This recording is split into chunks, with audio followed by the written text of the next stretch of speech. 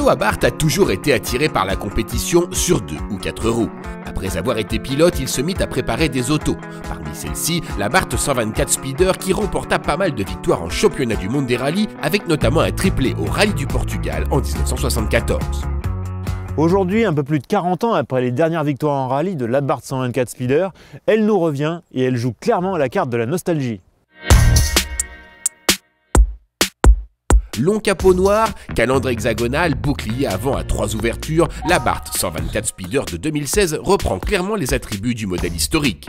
Un style néo-rétro assumé, avec un profil aux ailes rebondies et des feux arrière qui s'inspirent de ceux du Speeder premier du nom. Alors comme vous le savez, cette Abarth 124 Speeder, elle est toujours basée sur la Mazda MX-5. Elle est d'ailleurs fabriquée au Japon, à Hiroshima, mais le travail de finition est fait en Italie, à Turin. C'est là que le capot et le couvercle de malle sont peints en noir mat et qu'est installé cet échappement Record Monza. Bref, c'est un sacré mécano cette voiture. Ce processus industriel pour le moins complexe et les 3 jours de travail nécessaires aux ouvriers de Turin pour préparer cette version explique un tarif plutôt salé. 40 000 €, soit 9 300 € de plus que la Mazda MX-5 équivalente. Le Scorpion ne fait pas de cadeau. Alors évidemment, dans l'habitacle, on se croirait un peu dans une Mazda MX-5, c'est normal. Par contre, il y a quand même quelques petits détails, des logos Abarth un petit peu partout, un peu d'Alcantara au niveau de la casquette des compteurs, du levier de vitesse. On a un joli Scorpion ici, et la touche finale, c'est cette plaque en métal numérotée entre les sièges. Des petits détails fort sympathiques mais qui ne feront pas oublier que même à ce prix, pas mal d'équipements restent en option. Il faudra donc encore rajouter au panier pour s'offrir la climatisation automatique, le Bluetooth ou le GPS. Un peu mesquin tout ça. Alors sous le capot, on trouve bien un moteur italien, un 1,4 litre multi-air. La grosse différence par rapport à la MX-5, c'est que celui-là, il a un turbo. Donc du coup, plus de couple à bas régime et 170 chevaux. Ce qui est pas mal, hein, parce que cette voiture, elle reste très légère, avec seulement 1060 kg à vide. Bon bah c'est pas tout ça, mais on va aller l'essayer.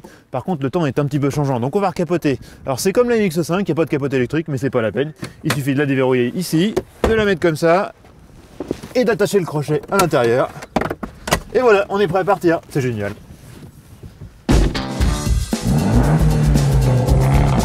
Il suffit d'actionner le démarreur pour comprendre que cette Abarth 124 Speeder a son caractère bien à lui. L'échappement Record Monza émet un son rock tout sauf discret. Et vu le poids plume de la bête, le moteur à litre 4 turbo s'en donne à cœur joie. Le 0 à 100 km/h est effectué en 6 secondes 8, soit une demi-seconde de mieux que la Mazda MX-5 équivalente. En outre, la boîte à l'étagement resserré permet d'exploiter au mieux cette mécanique. Surtout l'avantage de ce moteur, c'est qu'il a un couple abondant qui permet de bien profiter de l'équilibre de cette voiture. Parce qu'avant tout, elle garde les gènes de la MX-5. Elle est légère, maniable, agile, avec une direction ultra précise. C'est vraiment un jouet.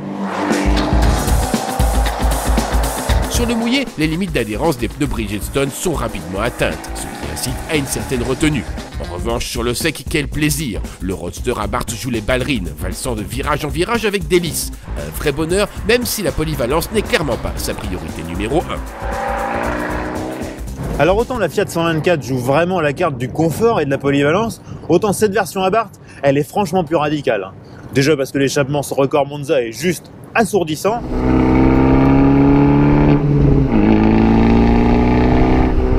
Et puis les suspensions sont bien raffermies. Donc pour les longs trajets, c'est pas forcément la voiture idéale.